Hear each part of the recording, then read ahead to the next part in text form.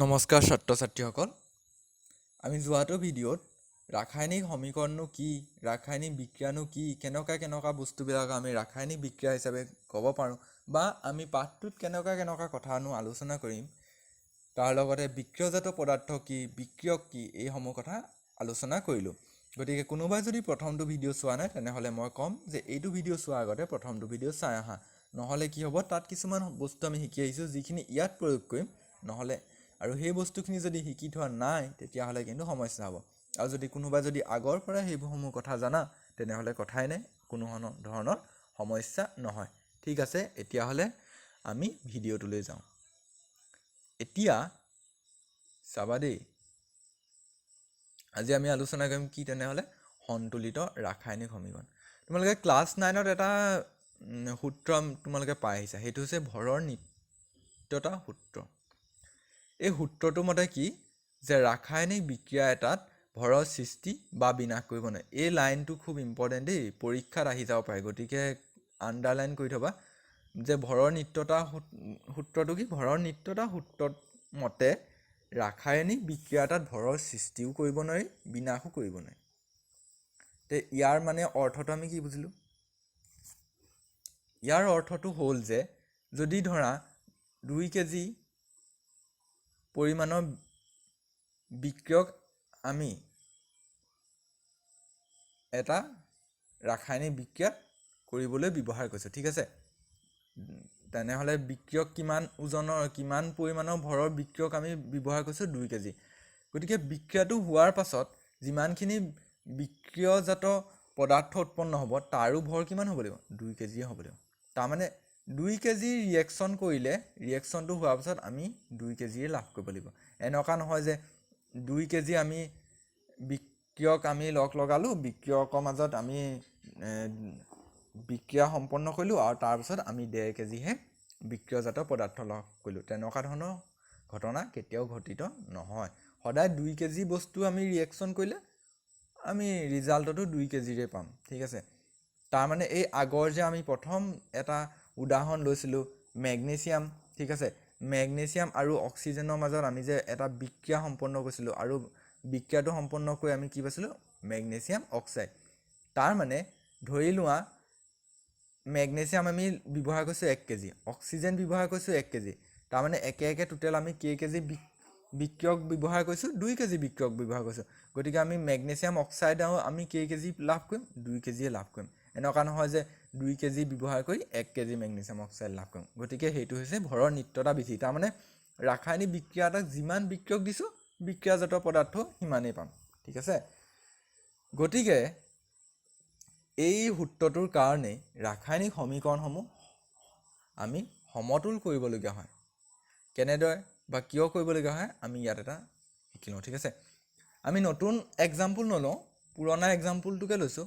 পুৰণা এক্সাম্পলটোত কি আছিলে যে তোমাৰ মেগনেছিয়াম, ঠিক আছে, মেগনেছিয়ামৰ লগত অক্সিজেনৰ বিক্ৰিয়া কৰিলে আমি লাভ কৰোঁ মেগনেছিয়াম অক্সাইড। এই দুটাক কি বুলি কোৱা হয়? বিক্ৰিয়ক। গতিকে মই সেইটো কাৰণে কৈছোঁ যে আগৰ ভিডিঅ'টো নাচালে দিগদাৰ হ'ব। আগৰ ভিডিঅ'টো আমি এই কথাটো পাতি আহিছোঁ, এইটোক যে বিক্ৰিয়ক বুলি কয়, ঠিক আছে, এইটো বিক্ৰিয়ক। আৰু ইয়াক কি বুলি কোৱা হয়? ইয়াক কোৱা হয় বিক্ৰিয়াজাত, ঠিক আছে, বিক্ৰিয়াজাত, আৰু ইয়াক কোৱা হয় বিক্ৰিয়ক। গতিকে এইবোৰ বস্তু নাজানিলে দিগদাৰ হ'ব। এতিয়া চোৱাচোন, মেগনেছিয়াম আমি কেইটা লৈছোঁ? মেগনেছিয়াম আমি লৈছোঁ এটা। তাৰমানে আমি মেগনেছিয়ামৰ এটম, ঠিক আছে, মেগনেছিয়ামৰ আমি পৰমাণু কেইটা লৈছোঁ? এটা লৈছোঁ। অক্সিজেনৰ পৰমাণু কেইটা লৈছোঁ? 2টা, হয়নে? অ'টো মানে কি? অ'টো মানে হৈছে 2টা অক্সিজেন, তাৰমানে অক্সিজেনৰ আমি 2টা পৰমাণু গ্ৰহণ কৰিছোঁ। তাৰপিছত ৰিজাল্টত আমি কি পালোঁ? চাওঁ, ৰিজাল্টত পাইছোঁ মেগনেছিয়াম অক্সাইড। মেগনেছিয়াম অক্সাইডত আছে এটা মেগনেছিয়াম আৰু এটা অক্সিজেন। তাৰমানে আমি যদি চাওঁ অভাৰঅল আমি কি দেখিলোঁ যে আমি বিক্ৰিয়ক হিচাপে মেগনেছিয়াম লৈছোঁ এটা, আৰু আমি বিক্ৰিয়াজাত হিচাপে মেগনেছিয়াম কেইটা পাইছোঁ? এটা পাইছোঁ। এটা মেগনেছিয়ামৰ পৰমাণু লৈছোঁ আৰু বিক্ৰিয়াজাততো এটা মেগনেছিয়ামৰ পৰমাণু লৈছোঁ। কিন্তু অক্সিজেনৰ ক্ষেত্ৰত চাচোন, আমি অক্সিজেনৰ ক্ষেত্ৰত দুটা পৰমাণু লৈছোঁ অক্সিজেনৰ বিক্ৰিয়কত, কিন্তু বিক্ৰিয়াজাত হিচাপে আমি কেইটা পালোঁ? এটাহে পালোঁ। তাৰমানে অক্সিজেনত আমি দুটা লৈছোঁ বিক্ৰিয়কত, কিন্তু বিক্ৰিয়াজাত হিচাপে আমি কেইটা পালোঁ? এটা পালোঁ। কিন্তু এইটো জানো সম্ভৱ হয়? মই কি কৈছিলোঁ যে যিমানটো আমি বিক্ৰিয়া কৰিবলৈ আমি লগাইছোঁ সিমানটোৱে আমি কি পাম? বিক্ৰিয়াজাত হিচাপে পাম। তাৰমানে বিক্ৰিয়কত যদি 10টা মেগনেছিয়াম লগাইছোঁ, বিক্ৰিয়াজাততো আমি 10টা মেগনেছিয়ামৰ পৰমাণু পাম। বিক্ৰিয়কত যদি 10টা অক্সিজেনৰ পৰমাণু আমি ব্যৱহাৰ কৰিছোঁ, বিক্ৰিয়াজাততো আমি 10টা অক্সিজেনৰ পৰমাণুৱে লাভ কৰিম। এনেকুৱা নহয় যে 10টা বিক্ৰিয়কত লৈছোঁ আৰু বিক্ৰিয়াজাত হিচাপে 5টা পৰমাণুহে লাভ কৰিছোঁ, তেনেকুৱা নহয়, বা বেছিও নহয়। ইয়াত বোলে এটা লৈছোঁ, ইয়াত গৈ 10টা হৈছে, তেনেকুৱাও নহয়। দুইফালে কি হৈ থাকে? সমান হৈ থাকে, বেলেঞ্চ হৈ থাকে। সেইকাৰণে কোৱা হয় যে বেলেঞ্চড কেমিকেল ইকুৱেশ্যন, সন্তুলিত ৰাসায়নিক সমীকৰণ। গতিকে এইবিলাকক কোৱা হয় কিছুমান অসন্তুলিত ৰাসায়নিক সমীকৰণ। কাৰণ ৰাসায়নিক সমীকৰণততো আমি পাইছোঁ যে বিক্ৰিয়ক আৰু বিক্ৰিয়াজাতৰ মাজত ভৰ সমান হ'ব লাগিব, কিন্তু এইটোত দেখিলোঁ যে সমানটো নহয়। গতিকে এই যে অসমান ৰাসায়নিক সমীকৰণসমূহ, এই সমীকৰণসমূহক কোৱা হয় অসন্তুলিত সমীকৰণ। সমীকৰণ? অসন্তুলিত সমীকৰণ। এতিয়া আমি অসন্তুলিত সমীকৰণৰ ডেফিনেশ্যনটো আমি কি বুলি দিম? যে যিবিলাক ৰাসায়নিক সমীকৰণত বিক্ৰিয়ক আৰু বিক্ৰিয়জাত পদাৰ্থৰ মাজত ভৰৰ কোনো সম্পৰ্ক নাই বা ভৰৰ কোনো সমানতা নাই, তেনে ক্ষেত্ৰতে আমি ক'ম যে সেইটো এটা অসন্তুলিত সমীকৰণ। আৰু সন্তুলিত সমীকৰণ হ'বলৈ হ'লে বিক্ৰিয়কৰ ভৰ আৰু বিক্ৰিয়াজাত পদাৰ্থৰ ভৰ কি হ'ব লাগিব? সমান হ'ব লাগিব। মেগনেছিয়াম যিমান দিছোঁ সিমানেই পাব লাগিব, অক্সিজেন যিমান দিছোঁ সিমানেই পাব লাগিব, তাতকৈ কোনো কম বেছি হ'ব নোৱাৰিব। এতিয়া এই অসন্তুলিত সমীকৰণসমূহক আমি সন্তুলিত সমীকৰণলৈ ৰূপান্তৰ কৰিব লাগিব। কি ক'ব লাগিব? অসন্তুলিতবিলাকক সন্তুলিত সমীকৰণলৈ ৰূপান্তৰ কৰিব লাগিব। এতিয়া এই সন্তুলিত সমীকৰণলৈ ৰূপান্তৰ কেনেকৈ কৰে, এইখিনি বস্তুকে আমি এতিয়া এই ভিডিঅ'টোত শিকিম। ভিডিঅ'টো কিছু দীঘল হ'ব, কিন্তু ধৈৰ্য ধৰি শিকিব লাগিব, কাৰণ ইয়াৰ পৰা মেট্ৰিকত এটা কুৱেশ্যন অহাটো আহিবই। ঠিক আছে, 100% গেৰাণ্টি দি ক'ব পাৰি যে এটা নহয় এটা কুৱেশ্যন আহিবই, যে তোমালোকক যিকোনো এটা সমীকৰণ দিব, সেই সমীকৰণটো সন্তুলিত কৰিব লাগে। ঠিক আছে, বহুত চান্স আছে, বা কেতিয়াবা নাহিব পাৰে, এইটো বেলেগ কথা, কিন্তু বহুত চান্স আছে। গতিকে এনেকুৱা চান্স থকা বস্তুবোৰ আমি ভালকৈ শিকি যাব লাগিব ভাল নম্বৰ পাবলৈ হ'লে। এতিয়া আমি আগৰ আকৌ উদাহৰণটোকে লওঁ। Magnesium plus oxygen gives magnesium oxide. তাৰপিছত প্ৰব্লেমটো ক'ত আছে? প্ৰব্লেমটো আছে যে মেগনেছিয়াম ঠিকে আছে, মিলি আছে, কিন্তু অক্সিজেন ইয়াত দুটা আছে, আৰু ইয়াত আমি পৰমাণু পাইছোঁ কেইটা? এটা।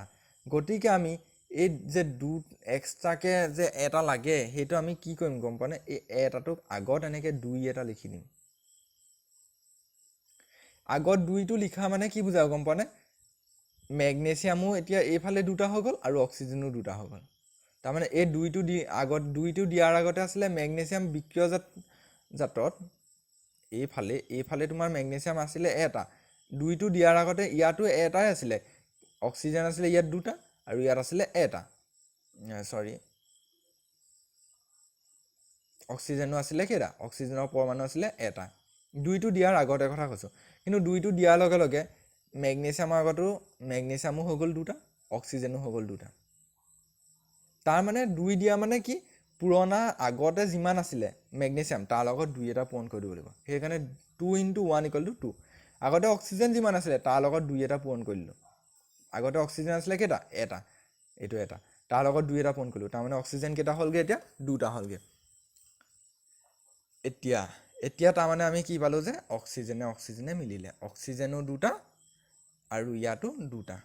কিন্তু এতিয়া মেগনেছিয়ামটো চাচোন, মেগনেছিয়াম আমি বিক্ৰিয়াটোৰ কাৰণে মেগনেছিয়ামৰ লৈছিলোঁ এটা পৰমাণু, কিন্তু উৎপন্ন হ'ল দুটা। সেইটোতো কেতিয়াও সম্ভৱ নহয়, না কম হ'ব না বেছি হ'ব, সমান হ'ব লাগিব।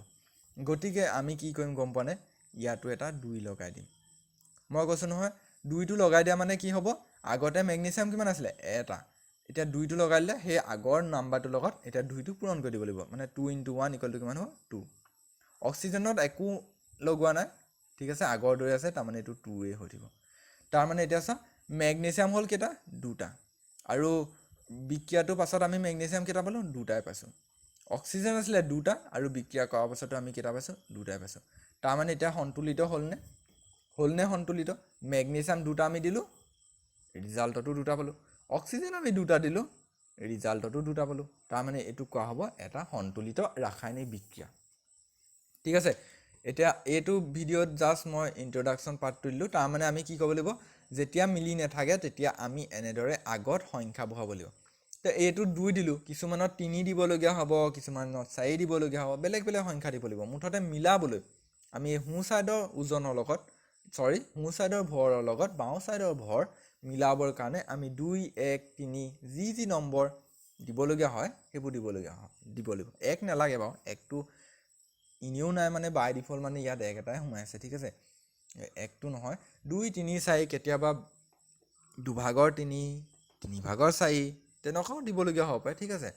গতিকে আমি জানিলোঁ যে, আকৌ আমি ফটকৈ আলোচনা কৰি দিওঁ যে এটা অসন্তুলিত সমীকৰণ, যিটো আকৌ উদাহৰণটোকে লৈছোঁ মেগনেছিয়াম প্লাছ অক্সিজেন, এই অসন্তুলিত সমীকৰণটোক আমি সন্তুলিত ৰূপলৈ নিবলৈ হ'লে আমি ইয়াৰ আগত যি সংখ্যা আমি বহাব লাগে আমি বহাম। যেনেকৈ অক্সিজেন আছে ইয়াত 2টা, কিন্তু ইয়াত আছে অক্সিজেন এটা, গতিকে ইয়াকো 2 এটা বহাই দিলোঁ, গতিকে অক্সিজেন হৈ থাকিলে 2টা। কিন্তু মেগনেছিয়াম ইয়াত হৈ থাকিলে মেগনেছিয়ামো হৈ থাকিলে 2টা, অক্সিজেন 2টা হোৱাৰ লগে লগে মেগনেছিয়ামো হৈ থাকিলে, কাৰণ 2টো মেগনেছিয়ামতো পৰিছে অক্সিজেনতো পৰিছে, 2টো আমি গোটেই মেগনেছিয়াম অক্সাইডত দিছোঁ। গতিকে আমি মেগনেছিয়াম এইফালে এটা, এইফালে আছে 2টা, গতিকে আমি ইয়াত লগাই দিম 2, তাৰমানে মেগনেছিয়াম কেইটা হৈ থাকিলে 2টা। যদি 3 লগাওঁ তেতিয়া 3টা হ'লহেঁতেন, ঠিক আছে, 3 লগাবলৈ দৰকাৰ নাই, 2তে হৈছে। গতিকে পৰৱৰ্তী আমি পাঠটিত ইয়াৰ কিছুমান প্ৰশ্ন কৰিম, প্ৰশ্নবিলাক কৰাৰ ফলত কি হ'ব, আমি এই বস্তুটো অধিক ভালদৰে আয়ত্ব কৰিব পাৰিম। কিন্তু এই আৰম্ভণি ভিডিঅ'টো চোৱাটো দৰকাৰ, ঠিক আছে। আজিলৈ ইমানে সামৰিছোঁ, ধন্যবাদ।